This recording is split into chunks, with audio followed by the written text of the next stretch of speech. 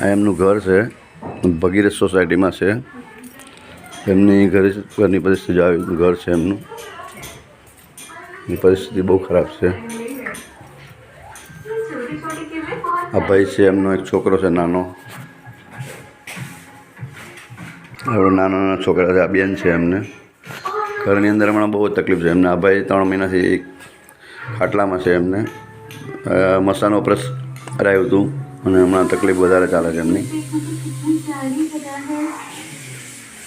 શું નામ? દિનેશ. શું થયું તમને?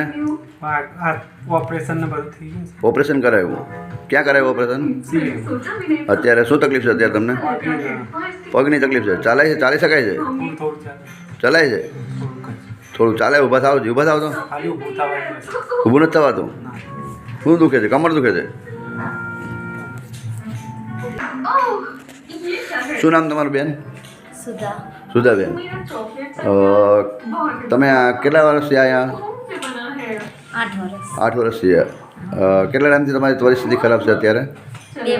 2 મહિનાથી ઘરે પરિસ્થિતિ ખરાબ છે. શું તકલીફ છે અત્યારે?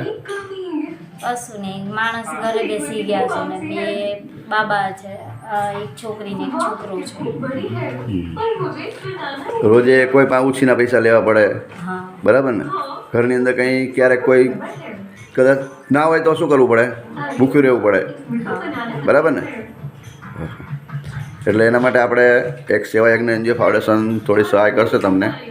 આ વિડીયોના મારફતે જો આપ સૌ દાતાશ્રીઓની ઈચ્છા હોય તો આમના ઘરની અંદર પૂરી ઘરવાખરી આખા મહિનાનું અનાજ કરિયાણું આપવું છે. આપણે આપ લોકોનો સાથ સહકારની અપેક્ષા રાખીએ છીએ